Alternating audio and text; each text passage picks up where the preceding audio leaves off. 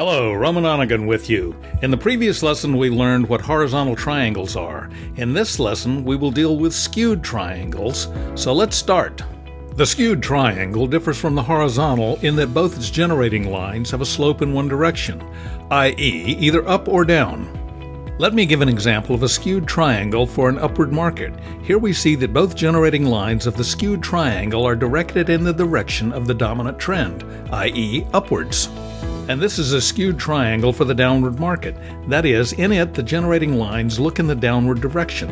I want to draw your attention to one very important point.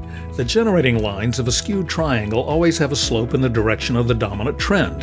In other words, there is no such thing that the trend is upward and the generating lines look down, or vice versa, or that the trend is downward and the generating lines of a skewed triangle look up. To illustrate the above, I will give the following example. Let's draw an ascending zigzag, the wave in which takes the form of such a wave, similar to the skewed triangle. We see that the trend is directed in the upward direction and the generating lines of the correctional figure are directed downward. If we mark this pattern with the triangle ABCDE, it will be a mistake. The pattern, which is a sideways correction, consists of 5 subwaves and has a slope against the dominant trend, is a triple 3 and is denoted by the letters WXY, XXZ. The same on a downtrend. Let's display an impulse consisting of 5 subwaves. Wave 4 took the form of a long sideways correction and has a slope against the dominant trend, i.e. upwards. Therefore, such a pattern cannot be a skewed triangle. It is a triple 3, WXY, XXZ. I recommend remembering all of the above because newbies, but sometimes not only newbies, make a mistake and mark out skewed constructions with triangles when it cannot be done. Next, I would like to talk in this lesson about the reasons why skewed triangles appear on the market. This usually happens when ascending or descending forces have a large potential and they do not allow a regular horizontal triangle to form by tilting the model in the direction of the trend. For example, wave A of the zigzag was built and the formation of wave B of the zigzag began, which took the form of a triangle. In a calm market, a normal horizontal triangle is formed. However, if the forces that push the trend up have great potential, they begin to act on the pattern and do not allow it to form sideways, and the pattern begins to shift upwards, forming a skewed triangle with an upward slope. Usually after such a triangle, we see a powerful uptrend. The same goes for the downward market. If you see the construction of a skewed triangle with a downward slope, then this may indicate that the forces that push the price down have great potential, and after the completion of the triangle it is possible to expect a powerful movement. Of course, this property of a skewed triangle can and should be used in trading. Okay, we'll next consider the rules of skewed triangles. Rule number 1. The skewed triangle, like other triangles, always consists of 5 waves and is denoted by the letters A, B, C, D, and E.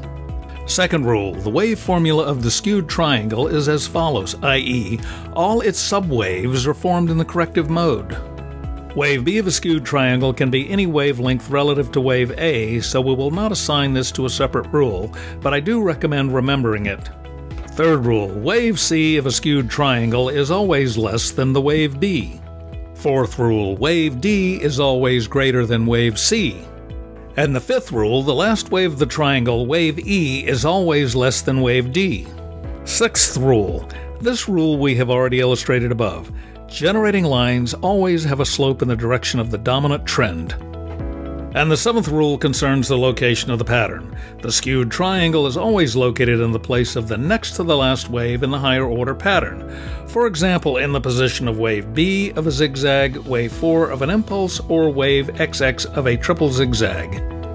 Here we have demonstrated how the rules for the ascending slope pattern are executed. Now let's look at these rules on the descending pattern.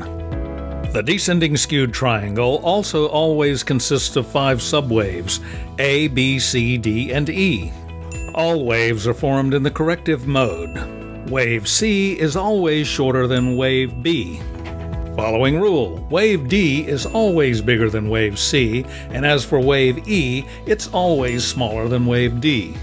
The forming lines of the descending skewed triangle also have a slope in the direction of the dominant trend, i.e., in this case, down.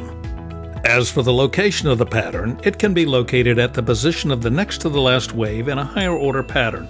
i.e., for example, at the place of wave 4 of the impulse or wave X of the double zigzag.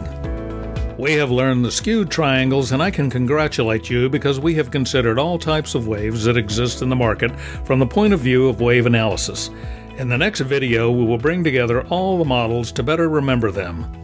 These lessons are devoted to the theory of wave analysis. If you want to learn the practical application of these lessons, I'm waiting to offer you personal training, so please read more under this video. Thank you for all your attention. Click the like button and subscribe to my channel. Once again, this has been Roman Onegin with you, so until we meet again, bye for now.